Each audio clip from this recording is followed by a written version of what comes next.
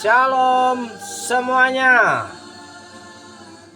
Salam sejahtera dan berkat Tuhan tersedia untuk kita semua bagi orang-orang yang percaya. Jumpa lagi bersama dengan kami dari kota Purwokerto, Banyumas, saudaraku yang dikasih Tuhan. Silakan saudaraku yang dikasih Tuhan, jika saudara ada pergumulan, saya akan berdoa untuk saudara, dan silakan saudara mengikuti doa live ini, pujian, penyembahan, dan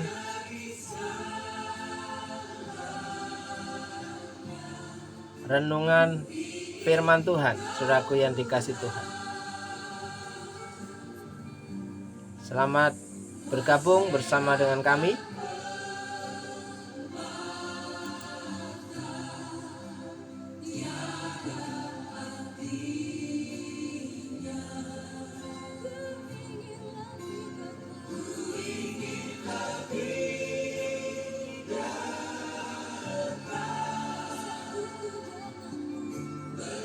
Halo, Xiao.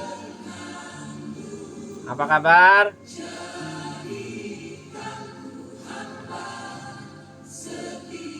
Kiranya sehat-sehat selalu. Shalom Bu Yuli. Shalom Asyau.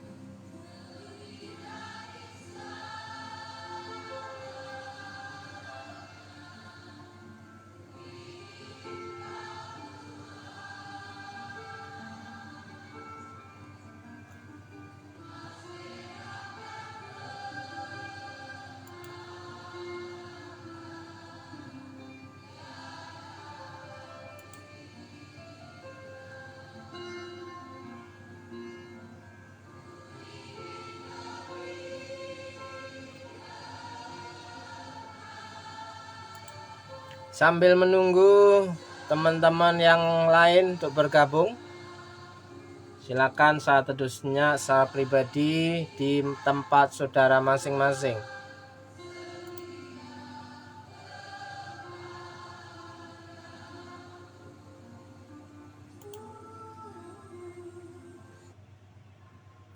Silakan saat teduhnya secara pribadi di tempat saudara masing-masing. Shalom. Lai, hutapea, sukacita selalu. Shalom yang ada di Jogja. Shalom, lai, hutapea, sukacita selalu. Wow, sehat-sehat kah? Semoga saudara dalam keadaan baik-baik dan sehat-sehat selalu, berada dalam pemeliharaan Tuhan. Sehat-sehat kah?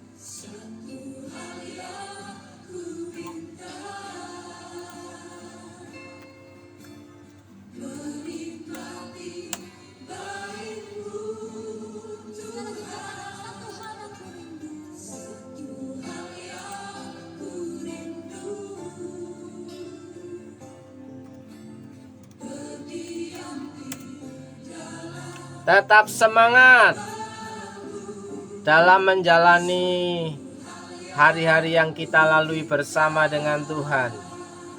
Yakin dan percayalah bahwa Tuhan memberi kekuatan kepadamu dan memberikan pertolongan-pertolongan yang ajaib, saudaraku yang dikasih Tuhan.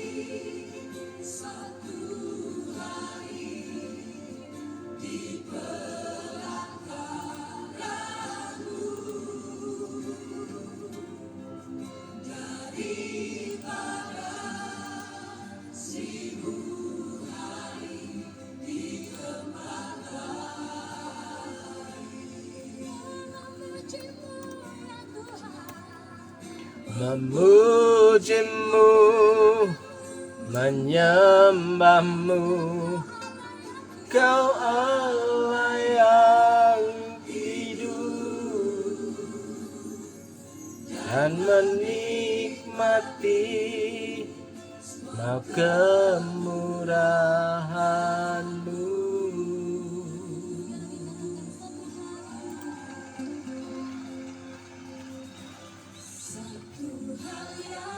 Ku pinta, ku rindu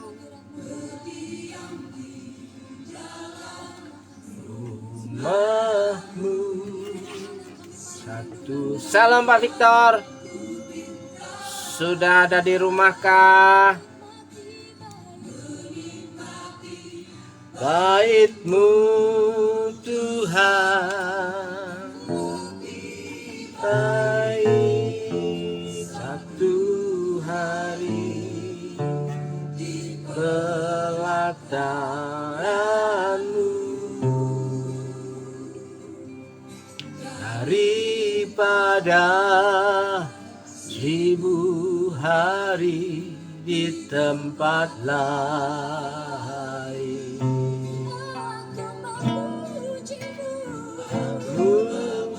Memuji-Mu, ku menyembah-Mu, Kau Allah yang hidup, dan menikmati kemurahan-Mu. Katakan sekali lagi, lebih baik satu hari di pelataran. Lebih baik satu hari di pelataran-Mu daripada 1000 hari di tempat lain.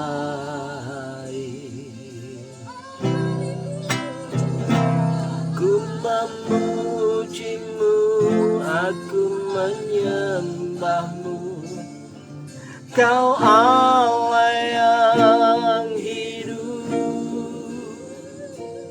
dan menikmati kemurahan-Mu.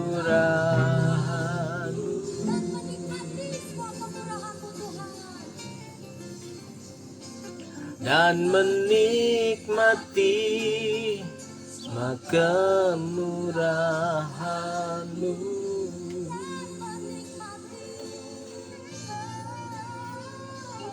Dan menikmati semua kemurahan-Mu. Sudah sehat Pak Victor? Benar Tuhan, kami mau menikmati semua kemurahan-Mu Bapa, sebab Engkau segala-galanya dalam hidup kami. Baik saudaraku yang dikasih Tuhan,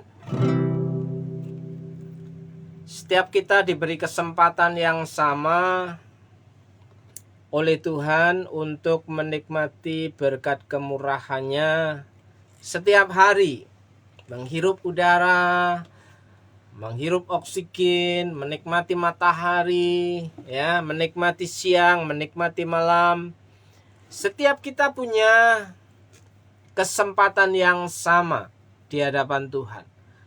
Apakah kita bisa bersyukur kepada Tuhan sehingga kita dapat menjadi orang-orang yang bisa menyenangkan hati Tuhan, saudaraku? Apakah kita sudah bisa dianggap sebagai orang yang percaya sungguh-sungguh, mengakui Yesus adalah Tuhan dan Juru Selamat dalam kehidupan kita? Saya teringat dengan sebuah lagu lama di mana awal-awal saya jatuh cinta kepada Tuhan. Lagu-lagu ini sering kita nyanyikan, saudaraku.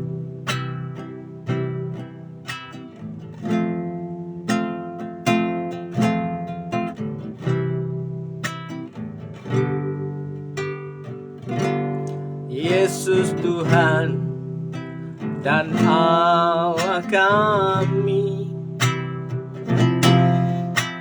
Engkau layak menerima pujian,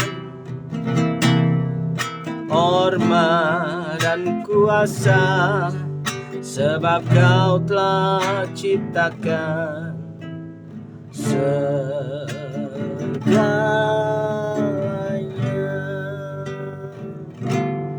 Oleh karena kehendak-Mu, semuanya itu telah ada dan diciptakan untuk kemuliaan-Mu. Terpujilah Tuhan, Hosana. Terpujilah Tuhan, terpujilah Tuhan Yesus. Hosana. Terpujilah Tuhan, terpujilah Tuhan Yesus.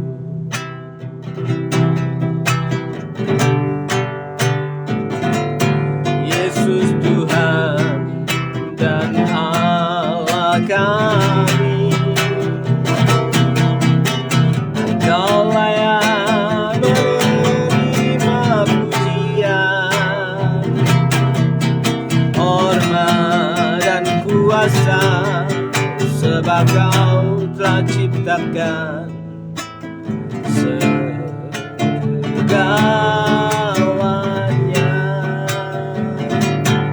Oleh karena kehendak-Mu, semuanya ini telah ada dan diciptakan untuk kemuliaan-Mu. Terpujilah Tuhan, Hosana. Terpujilah Tuhan, terpujilah Tuhan Yesus. Hosana. Terpujilah Tuhan, terpujilah Tuhan Yesus. Hosana. Terpujilah Tuhan, terpujilah Tuhan Yesus. Hosana. Terpujilah Tuhan, terpujilah Tuhan Yesus. Hosana. Terpujilah Tuhan, terpujilah Tuhan Yesus. Hosana.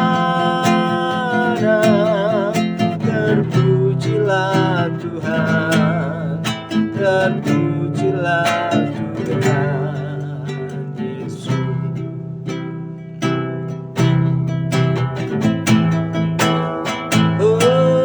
Haleluya. Terpujilah nama Yesus.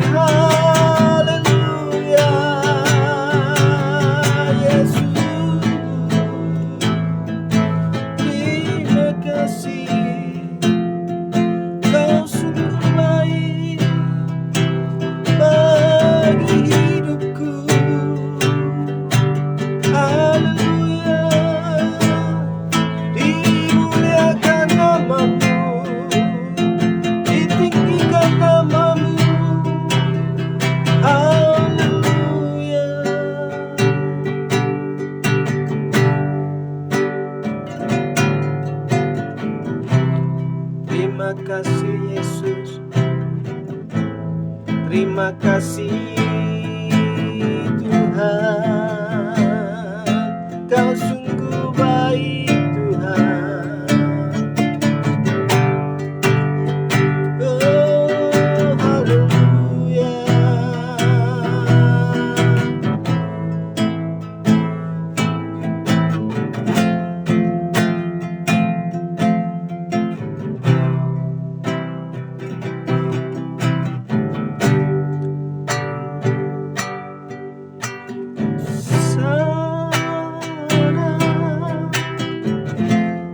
Bagi rajaku yang duduk di tahta, yang ku muliakan dan ku agungkan, Kau layak disembah. Ku nyanyi Hosana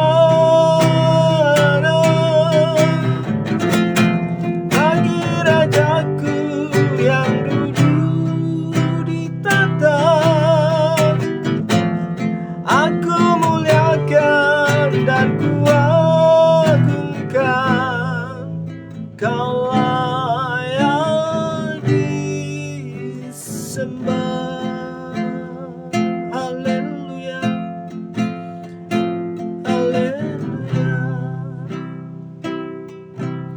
Terima kasih Tuhan buat hari ini. Pemeliharaan pertolongan-Mu begitu luar biasa dan ajaib.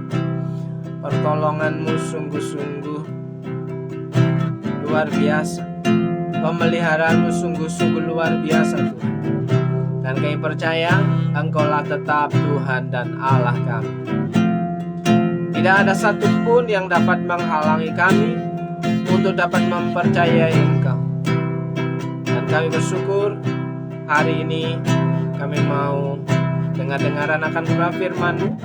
Beri kami hati untuk terbuka dan dikoreksi oleh karena firman-Mu. Urapi hamba-Mu dan berkati setiap umat-Mu tanpa terkecuali. Berkat kemurahan-Mu terjadi, mukjizat terjadi. Pertolongan-Mu nyata hari ini. Dalam nama Yesus, saudara yang percaya, Tuhan berkuasa dalam kehidupan kita. Katakan amin, amin, amin. Salam Pak Musi. Apa kabar Solo? Apakah hujan hari ini? Oke, saudaraku yang dikasih Tuhan, saya ingin mengajak saudara untuk membaca bagian Alkitab kita. Saya tergerak untuk membacakan kisah di Yohanes pasal yang ke-9. Yohanes pasal yang ke-9 itu berbicara tentang orang yang buta sejak lahir, saudaraku yang dikasih Tuhan ya. Saya akan membacakan untuk saudara dan kita simak baik-baik nas kebenaran firman Tuhan ini. Orang yang buta sejak lahirnya di Injil Yohanes pasal yang ke-9. Waktu Yesus sedang lewat, ia melihat seorang yang buta sejak lahirnya. Murid-muridnya bertanya kepadanya, "Rabi, siapakah yang berbuat dosa, orang ini sendiri atau orang tuanya, sehingga ia dilahirkan buta?" Jadi ada satu kasus kejadian di mana ada seorang yang lahir yang buta sejak lahir, saudaraku yang dikasih Tuhan. Dan banyak orang bertanya, siapa yang berdosa? Apakah orang tuanya atau orang ini sendiri? Ayat yang ketiga, jawab Yesus, bukan dia dan bukan juga orang tuanya, tetapi karena pekerjaan-pekerjaan Allah harus dinyatakan di dalam dia.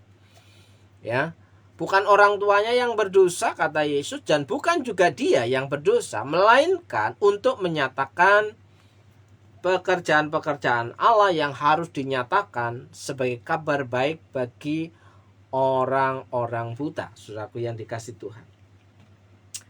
Kita harus mengerjakan pekerjaan Dia yang mengutus aku.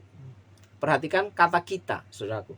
Kita harus mengerjakan pekerjaan Dia yang mengutus aku selama masih siang, akan datang malam di mana tidak ada seorang pun yang dapat bekerja. Ya.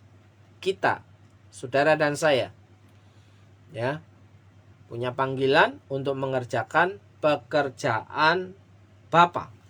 Ya.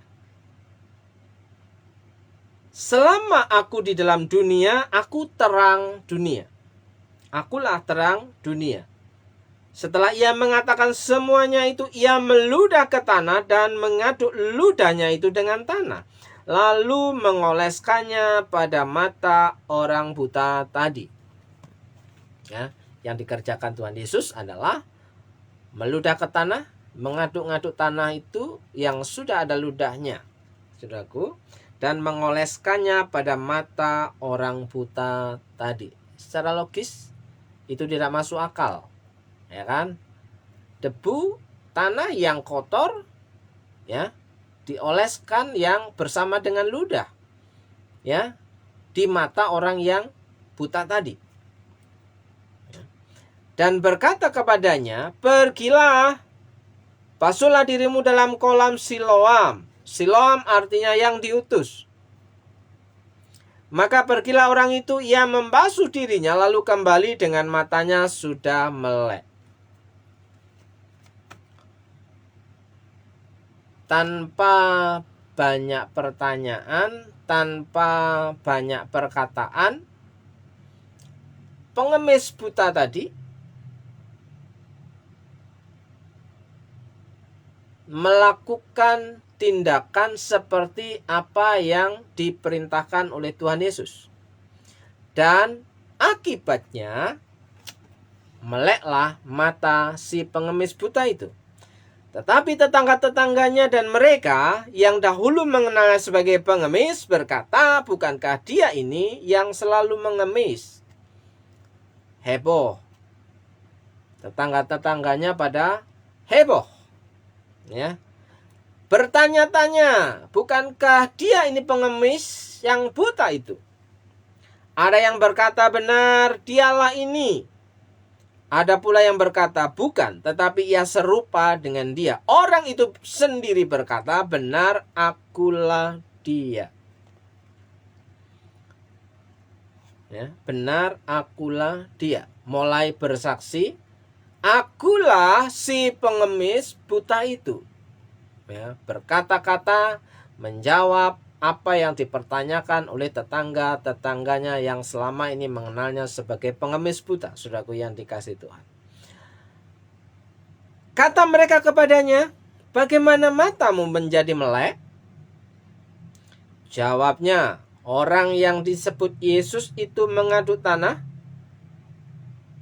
Tidak tahu siapa Yesus itu.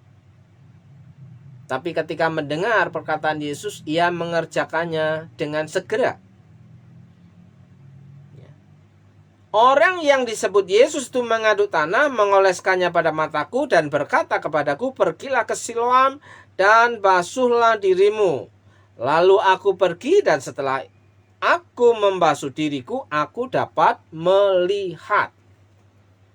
Itu testimoni dari seorang pengemis buta yang melakukan perintah Yesus tanpa mengenal dan melihatnya secara kasat mata karena dia buta. Tapi ia melakukan apa yang diperintahkan oleh Yesus. Membasuh dirinya, ya, membasuh dirinya di kolam Siloam. Ya. Lalu aku pergi dan setelah aku membasuh diriku, aku dapat melihat.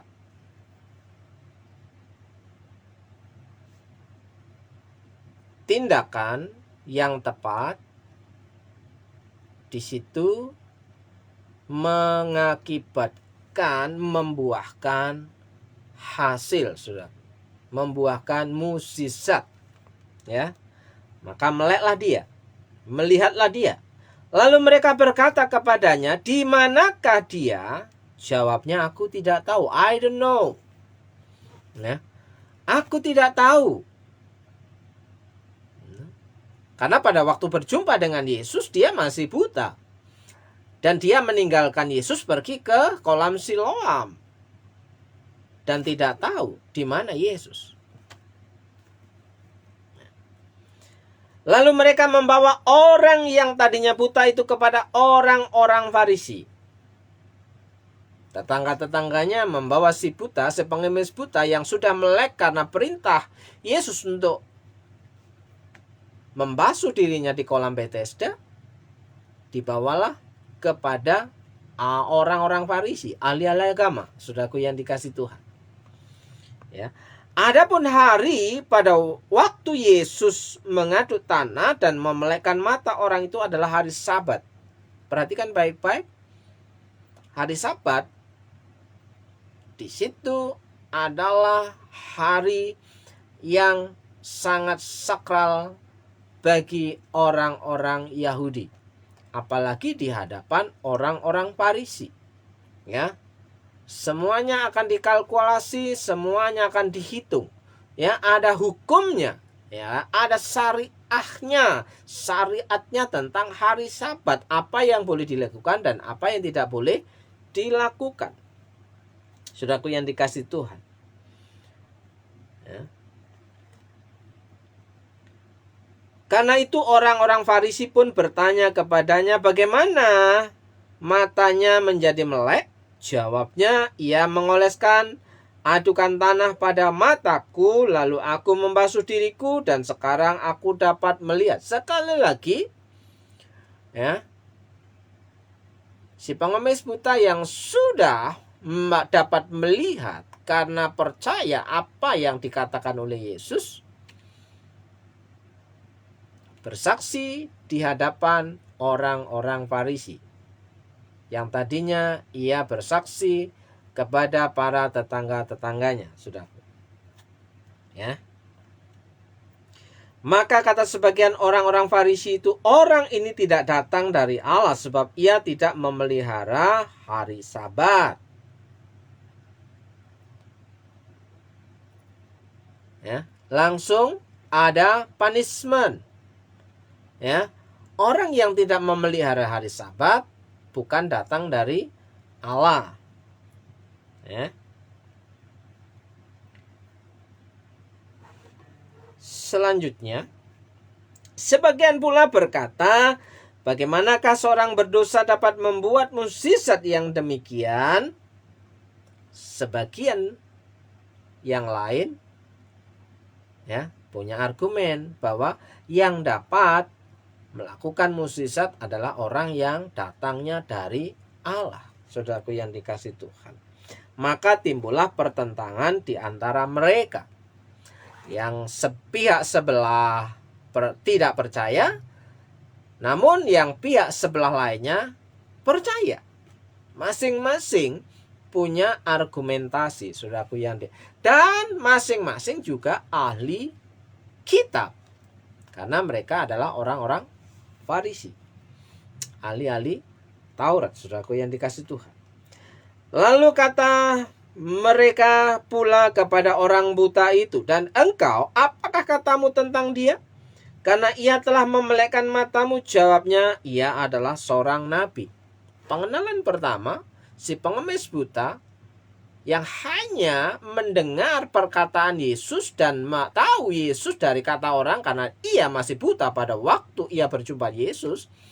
Ketika mengalami mukjizat matanya menjadi melek dan melihat, pengakuan pertama, ia adalah seorang nabi. Nabi itu datangnya dari Allah, utusan Allah, saudaraku yang dikasih Tuhan.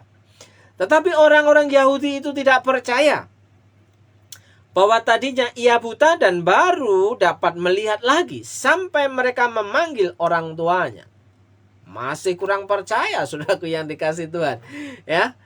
Dipanggillah orang tua si pengemis buta yang sudah dapat melihat itu, dan bertanya kepada mereka, inikah anakmu yang kamu katakan bahwa ia lahir buta? Kalau begitu, bagaimanakah ia sekarang dapat melihat? Jawab orang tua itu, yang kami tahu ialah bahwa dia ini anak kami dan bahwa ia lahir buta. Bersaksi kepada orang-orang Yahudi bahwa benarlah ia anaknya yang dulu lahir buta. Ya. Tetapi bagaimana ia sekarang dapat melihat, kami tidak tahu. Dan siapa yang memelekkan matanya, kami tidak tahu juga. Tanyakanlah kepadanya sendiri. Ia sudah dewasa. Ia dapat berkata-kata untuk dirinya sendiri. Ya, mengapa orang tua si pengemis buta yang sudah dapat melihat karena melakukan apa yang disuruhkan oleh Yesus? Orang tuanya berkata demikian karena mereka takut kepada orang-orang Yahudi, sebab orang-orang Yahudi itu telah sepakat bahwa setiap orang yang mengaku dia sebagai Mesias akan dikucilkan. Ada sebuah resiko yang mengakui Yesus sebagai Mesias yang diutus oleh Allah, yang diurapi oleh Allah, yang datang dari Allah, maka orang tersebut akan dikucilkan. Maka orang tua si pengemis buta yang sudah melihat ini punya hikmat, saudaraku, dengan berkata, ia sudah dewasa, ia dapat menjawab sendiri karena sudah akil balik, saudaraku yang dikasih Tuhan. Jadi pertanggungjawaban ada pada dirinya, tidak pada orang tuanya. Ya. Resiko untuk mempercayai Yesus sebagai Tuhan itu dampaknya besar terhadap orang-orang yang ada di sekitarnya, apalagi terhadap ahli-ahli agama. Maka orang tua si pengemis buta yang sudah melihat itu punya hikmat bahwa anak itu sudah dewasa, biarlah engkau bertanya kepada dia sendiri, karena dia bisa menjawabnya, saudaraku yang dikasih Tuhan. Itulah sebabnya maka orang tuanya berkata, ia telah dewasa, tanyakanlah kepada dirinya, tanyakanlah kepadanya sendiri. Lalu mereka memanggil sekali lagi orang yang tadinya buta itu dan berkata kepadanya, katakanlah kebenaran di hadapan Allah. Kami tahu bahwa orang itu orang berdosa. Orang-orang Farisi, orang-orang Yahudi yang ada datang pada waktu itu tidak mempercayai Yesus itu sebagai utusan Allah. Ya. Mereka menganggap bahwa Yesus adalah orang berdosa. Jawabnya, apakah orang itu orang berdosa? Aku tidak tahu. Tetapi satu hal aku tahu, yaitu bahwa aku tadinya buta dan sekarang dapat melihat karena Yesus. Ya. Jawaban yang luar biasa berhikmat, saudaraku yang dikasih Tuhan. Ketika pada situasi yang sulit, si pengemis buta ini menjawab pertanyaan dari orang-orang Yahudi, orang-orang Farisi, ahli hukum agama, ya, penuh dengan resiko jika jawabannya salah. Tapi Tuhan memberikan kemampuan, hikmat kepada sepengemis buta yang sudah melihat itu, berkata bahwa apakah orang itu orang berdosa? Aku tidak tahu, tetapi satu hal yang aku tahu. Kesaksian lagi, saudaraku yang dikasih, yaitu bahwa aku tadinya buta dan sekarang dapat melihat. Kata mereka, apakah yang diperbuatnya padamu? Bagaimana ia memelekkan matamu? Jawabnya, telah kukatakan kepadamu dan kamu tidak mendengarkannya. Mengapa kamu hendak mendengarkannya lagi? barangkali kamu mau menjadi muridnya juga. Jadi pada waktu itu si pengemis buta yang sudah melihat itu belum menjadi murid Yesus, baru mengalami kuasa Yesus. Yang tidak mengenal Yesus, hanya dari kata orang dia mengalami kasih karunia. Tadinya buta, ia dapat melihat. Saudaraku yang dikasih Tuhan. Nah, saudaraku yang dikasih Tuhan, jawaban yang diberikan oleh si pengemis buta yang sudah melihat karena Yesus ini, ya, menohok, saudaraku. Pertanyaan yang diulang-ulang oleh orang-orang Farisi, orang-orang Yahudi, ya, apa yang diperbuatnya untuk dapat menjebak, mempersalahkan supaya nanti si pengemis buta yang sudah melihat ini dapat dikucilkan, untuk membungkam, untuk bercerita tentang apa yang sudah diperbuat oleh Yesus. Ya. Sudah mendengar tapi tidak mau percaya, saudaraku yang dikasih Tuhan. Berapa banyak orang Kristen yang sudah mendengar kebenaran firman Tuhan, namun ia tidak percaya. Apa bukti ia percaya?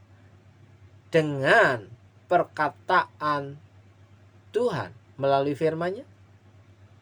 Ketaatan dan kesetiaan melakukan dengan senang hati, saudaraku yang dikasih Tuhan. Ya. Sambil mengejek mereka berkata kepadanya, engkau murid orang itu, tetapi kami murid-murid Musa. Ya.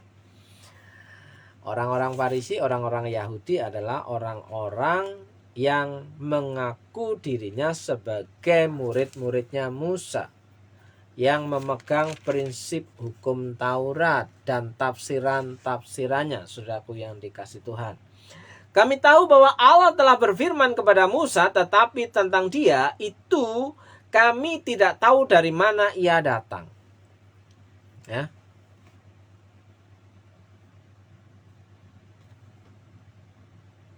Musa ia percayai, tapi Yesus tidak percaya. Ya. Jawab orang itu kepada mereka, aneh juga bahwa kamu tidak tahu dari mana ia datang, sedangkan ia telah memelekkan mataku. Sebenarnya pekerjaan yang dilakukan oleh Yesus itu membuktikan dari mana ia berasal. Ya. Orang yang berdosa, orang yang tidak datang dari Allah tidak mungkin melakukan mukjizat, pekerjaan-pekerjaan yang dilakukan oleh Allah. Mereka melihat dengan mata mereka sendiri, namun mereka tidak dapat mempercayainya, saudaraku. Mereka melihat, mereka mendengar, tapi tidak mau percaya. Kepada siapa? Sosok yang disebut dengan Yesus Kristus, saudaraku yang dikasih Tuhan. Ya. Sehingga ejekan si orang-orang Yahudi, orang-orang Farisi kepada si pengemis buta yang sudah melihat karena Yesus dibalas oleh pengemis buta yang sudah melihat, sudah dapat melihat. Aneh juga bahwa kamu tidak tahu dari mana ia datang, sedangkan ia telah memelekkan mataku. Kita tahu bahwa Allah tidak mendengarkan orang-orang berdosa.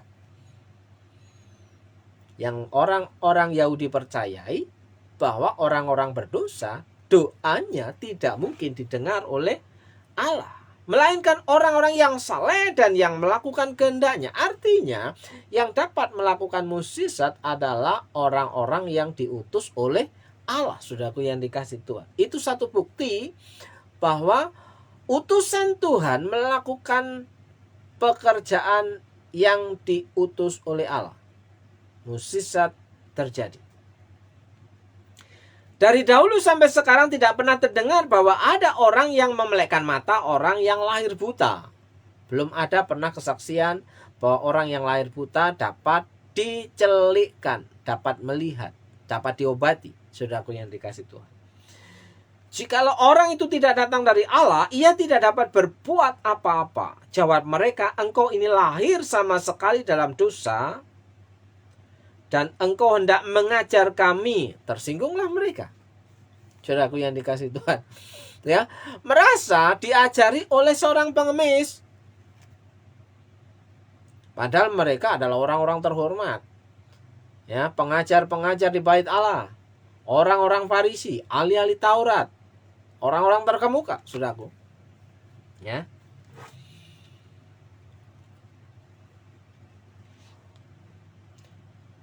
Ayat yang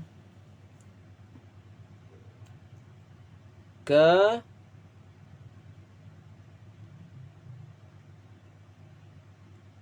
33, jikalau orang itu tidak datang dari Allah, ia tidak dapat berbuat apa-apa. Jawab mereka, engkau ini lahir sama sekali dalam dosa dan engkau hendak mengajar kami. Lalu mereka mengusir dia keluar. Ya, si pengemis buta yang sudah melihat karena mempercayai apa yang dikatakan Yesus, diusir oleh mereka. Notabene mereka adalah ahli-ahli agama, orang-orang yang melayani di bait Allah, saudaraku yang dikasih Tuhan. Ya, Yesus mendengar bahwa ia telah diusir keluar oleh mereka. Kemudian ia bertemu dengan dia dan berkata, percayakah engkau kepada Anak Manusia? Jawabnya, siapakah dia Tuhan, supaya aku percaya kepadanya? Kata Yesus kepadanya, engkau bukan saja melihat dia, tetapi dia yang sedang berkata-kata dengan engkau, dialah itu. Perhatikan baik-baik ayat yang ke-38. Katanya, aku percaya Tuhan. Lalu ia sujud menyembahnya. Si pengemis buta yang belum mengenal Yesus, yang hanya dari kata orang mengalami mukjizat dari kebutaannya sejak lahir menjadi melek melihat, dan dia mengucapkan bahwa Yesus itu hanya seorang nabi. Tapi saat itu ketika Yesus menjumpai dia, ia bercakap-cakap dengan Yesus dan Yesus mempertanyakan, apakah engkau percaya kepada Anak Manusia? Siapakah dia Tuhan supaya aku percaya kepadanya? Ya, di situ Yesus mengakui dirinya. Dialah yang baru ia katakan. Respon yang luar biasa dari pengemis buta yang dapat melihat karena Yesus. Aku percaya Tuhan, ya, supaya di sini aku percaya Tuhan, lalu ia sujud menyembahnya. Saudaraku yang dikasih Tuhan, kita ambil kalimat ini. Aku percaya Tuhan. Ya, setiap orang Kristen bisa berkata, aku percaya Tuhan. Ya, tapi kalimat selanjutnya Alkitab berkata, lalu ia sujud menyembahnya. Ya kan? Apakah orang-orang Kristen zaman sekarang itu punya hubungan dengan Tuhan yang seperti si pengemis buta yang sudah dicelikkan matanya oleh Tuhan Yesus? Aku percaya Tuhan. Lalu ia sujud menyembahnya. Saudaraku yang dikasih Tuhan, sujud menyembahnya itu diterjemahkan dari kata proskuneo. Proskuneo, menyembah.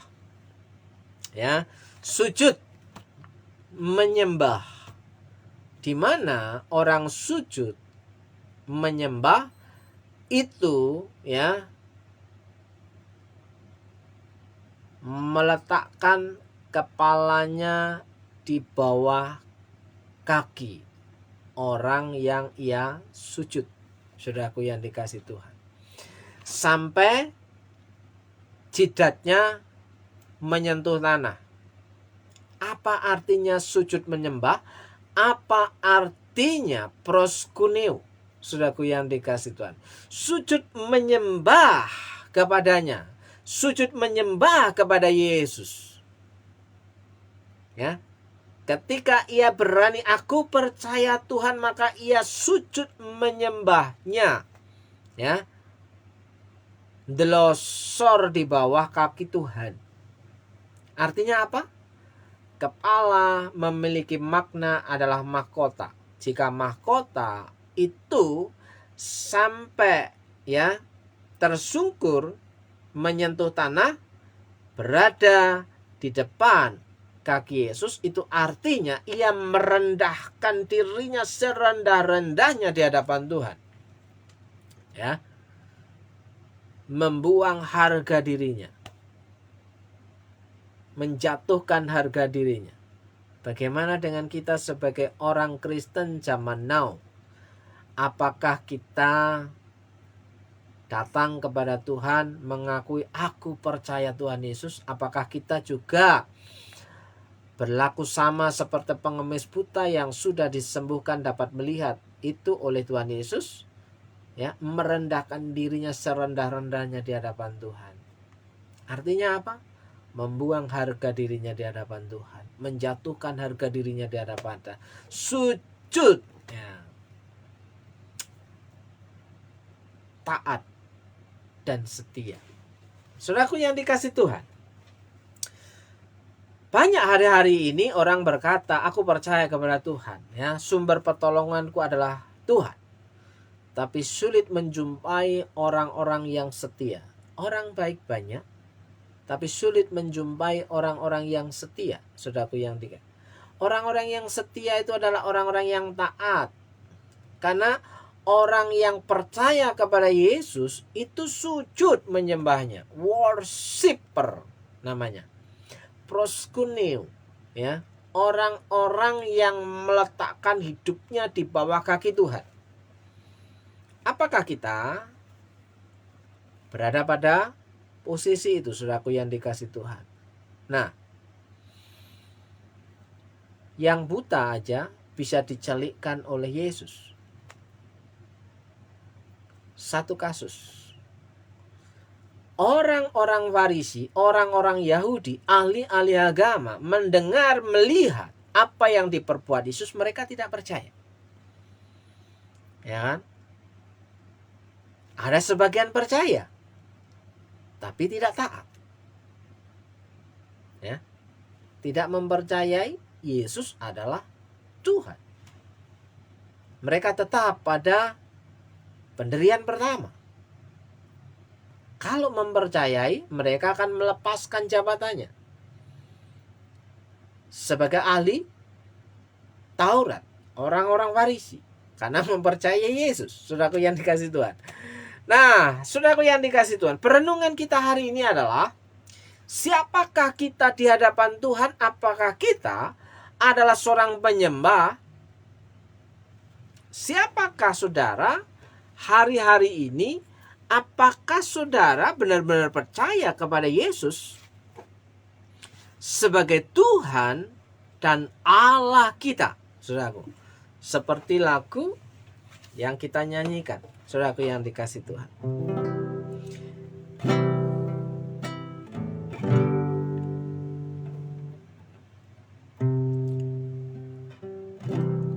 Yesus Tuhan, ya, dan Allah kami. Engkau layak menerima pujian, hormat dan kuasa, sebab Kau telah ciptakan segalanya. Ya. Apakah kita benar-benar menjadi seorang worshiper, menjadi seorang penyembah di hadapan Tuhan, layaknya seorang pengemis buta yang sudah ditolong oleh Tuhan dan pada akhirnya ia sujud menyembah di hadapan Tuhan Yesus, menyerahkan seluruh hidupnya di bawah kaki Yesus? Atau kita masih, ya, bimbang, Kita masih ya kadang percaya, kadang tidak. Ya. Namun seringkali adalah tidak percaya, saudaraku yang dikasih Tuhan. Oleh sebab itu, saudaraku yang dikasih Tuhan, saya mengajak saudara untuk merenungkan kehidupan rohani kita di hadapan Tuhan Yesus. Apakah kita adalah orang-orang yang menyembah Tuhan atau yang sedang menyanyikan lagu penyembahan? Sekali lagi, apakah kita sebagai seorang worshiper, seorang penyembah yang sujud di hadapan kaki Tuhan, menyerahkan hidup kita kepada Tuhan, atau hanya menyanyikan lagu penyembahan? Ya. Sekali lagi saya ingin mengajak saudara semua untuk merenungkan hidup kita, iman percaya kita kepada Yesus. Apakah kita benar-benar mempercayai Yesus sebagai Tuhan dan Allah kita? Apakah kita berkata Shalom, Haleluya, Hosana sebagai penyembahan kita kepada Tuhan, atau sebagai nyanyian yang indah saja? Saudaraku yang dikasih Tuhan, saya percaya orang-orang yang hidupnya sebagai worshiper, sebagai penyembah di hadapan Tuhan, hidupnya ada dalam pengcoveran Tuhan. Yang percaya katakan amin. Hidupnya ada dalam pemeliharaan Tuhan. Hidupnya ada dalam pertolongan Tuhan. Hidupnya ada dalam perlindungan Tuhan. Karena seluruh kehidupannya diserahkan di bawah kaki Tuhan. Percayakah engkau bahwa Tuhan sanggup menolong hidupmu? Seperti halnya Tuhan Yesus mencelikkan mata yang buta sejak lahir dari seorang pengemis buta. Hanya dengan ludahnya dicampur dengan tanah, diaduk-aduk, dioleskan ke matanya, dibasuh di kolam Siloam, maka si pengemis buta yang sejak lahir menjadi melek dan dapat melihat, karena mentaati apa yang diperintahkan oleh Yesus. Walaupun yang tadinya tidak tahu, tidak percaya Yesus itu adalah Tuhan, tapi ketika berjumpa secara pribadi dengan Yesus, maka ia, aku percaya Tuhan, lalu ia sujud menyembahnya, menyerahkan hidupnya di hadapan.